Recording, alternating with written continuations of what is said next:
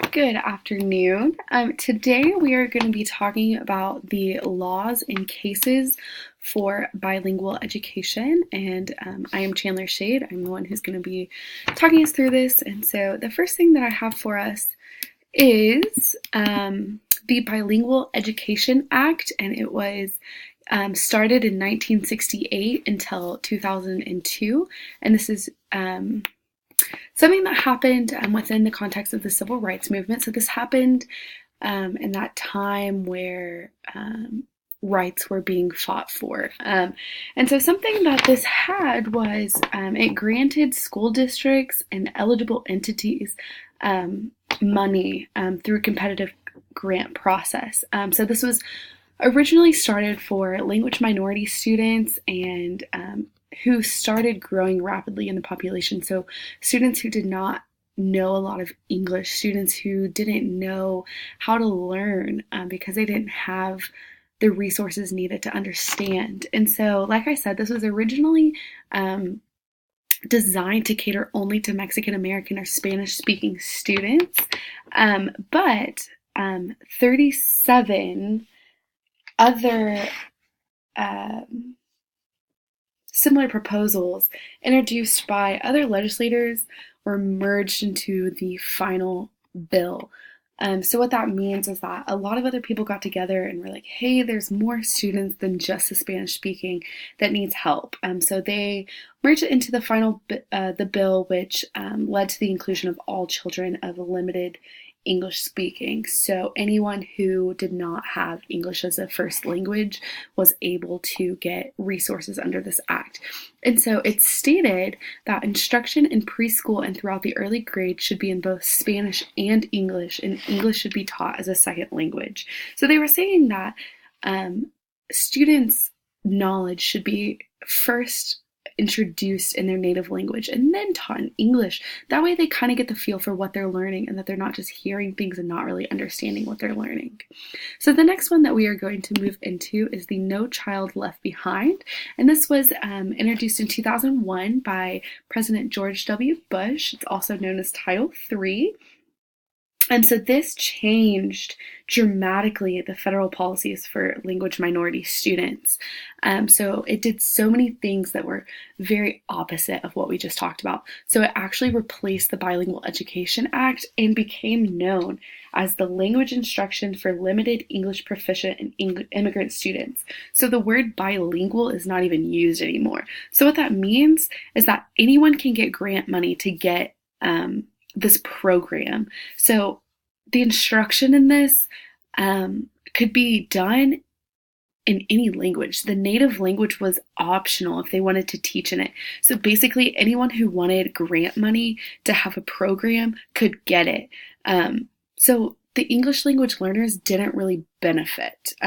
So like it says, language instructions for limited English proficients and immigrant students. Again, took out bilingual altogether. So it's not even addressing them specifically. So these English language learners were placed in a language instruction education programs. And this program only called for two requirements, and it must teach English and it must teach academic content. So like I said, this is very broad. And it has no recognition of the bilingual education or bilingualism as having importance and real personal and societal benefits. So they didn't really see that bilingual education was necessary, but that it was just something else to add into it. It wasn't really endorsed or understood how important it really is. And so the No Child Left Behind has a lot of debates going on about it. Some people are for it, some people are not, but for the English language learners, it is not really all that beneficial. And this is actually still going on today in 2018. So something that comes after the No Child Left Behind is the race to the top. So this was introduced by President Obama when he came into office, and he was like, I don't really like that. I don't know what to do about it. So I'm just going to start this new initiative and call it Race to the Top. So this was a part of the American Recovery and Reinvestment Act. And this was started in 2009. And so this gave money of $44 billion for education. So as you can see, it was really catered towards education, and they really wanted to increase that. The 4 requirements for that were it had to have internationally benchmarked standards, so standards that were benchmarked internationally or around the world. It had to endorse hiring, training, rewarding, and keeping highly qualified teachers and principals in their schools so that they know they're getting the best quality, and having data systems that show student success and how to improve practices. So just being able to record the data and showing how students are succeeding and how it's actually helping them. And it had to support effective intervention. So when the extra support was needed, it needed to have that effective support. So this still, unfortunately, has high stakes testing, which is something that a lot of people have problems with the No Child Left Behind, is that teachers are held accountable if students do not understand. And so it's just this kind of high stakes, it's kind of on the edge type thing. However, the standards for it were that they would succeed in college and succeed in the workplace, and that they had valid and reliable high-quality assessments. And so these things are important to influence the English language learners' lives and to enrich them and show them that they can succeed outside of school, grade school and high school, knowing that they're going to be okay. So the next one that comes after that is the Elementary and Secondary Education Act, which was in 1965. And so Congress passed this, like I said, in 1965. And some of the key components of it were the funds, the funding for it, the policies of it, and the procedures. So this specifically was to target students from low-income families. And then also under the Obama administration, they had the ESEA flexibility, which means that it had, again, those college and career ready expectations. The state developed differentiated recognition and accountability and support. So they were holding them accountable for what they were doing for their students. And it supported effective instruction and leadership. So again, training our teachers and our principal of how to successfully teach our English language learners students. So the next one that we have is the Common Core State Standards Initiative. So this is known as the CCSS, and it was designed to make sure all students are college and career ready.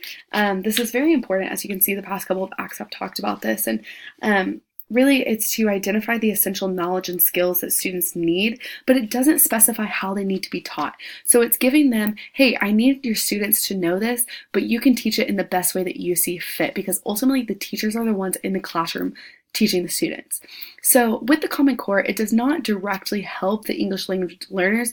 However, it does provide specific language standards that are supposed to build the academic language. So the ELLs are being enriched by this process, and they're learning from this, even though it's not specifically designed for them. And Common Core State Standards is compatible with bilingual education, so again, enriching them in the English language. So the next one is Brown versus Board of Education in 1954. So this court case happened, and it was basically saying that all students have the right to an education, and more importantly, they should have an education of the majority, be able to have those opportunities. And so this court case said and made it clear that English language learners cannot be fully separated from other students. They need that interaction with other students to really learn. And so the ELLs used to be separated, and they thought that this was giving them help. They thought by separating them, it was giving them help to learn English, but it was really kind of harmful because they're separating them from the actual things.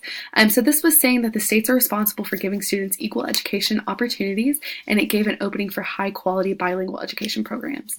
So the next one is Liu versus Nichols in 1974. This was a Chinese student that was saying that they need equality in the classroom. So it was the most important court case ruling in regarding the ELL education. So this was under the sink or swim. So saying, we're going to throw you into it, and if you sink, sorry. If you swim, awesome, you succeeded. So this led to the Liu remedies, which was enforced by the U.S. Department of Education's Office of Civil Rights. And something that what it was about was there's no equality of treatment merely by providing students with the same facilities, textbooks, teachers, and curriculum. For students who do not understand English or are effectively foreclosed from any meaningful education. So basically what they're saying is that even though you're giving our students equal treatment, you're not giving them the same educational experience because they're not understanding. Again, it's not meaningful for them. They're not really learning anything. And so the next one is the Equal Education Opportunities Act of 1974. This was influenced by the Lew Remedies, and it says, no state shall deny educational opportunities to an individual on account of his or her race, color, sex, or national origin. So again, not separating them, giving them equal education. Act, so there was a right to bilingual education. So the next one is English Language Overhaul Law, which was in 2002. It was a new ballot law that required English language learners to be taught in an immersion program. That's what they used to think. They used to think that being immersed by yourself was beneficial. So now it's saying that school districts will be able to choose which approach they want to use for an immersion program. And it stressed the benefits it would have on students learning English quickly. So this had the seals of biliteracy for high school diplomas. So the seals that you have on the outside of the diploma was in Spanish to see that it was important, that their bilingualism is important. And it includes strategies for raising standards, training teachers, and evaluating the quality of the program.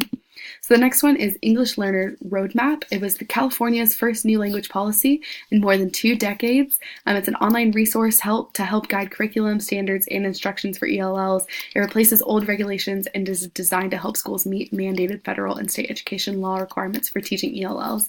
And it removes Proposition 227, which mandated that required all ELLs to be taught in English-only programs, so the sink or swim type thing again. And here is my works cited where I got all of this information. I hope that this has given you some insight into the court cases and the laws that have helped English language learners education.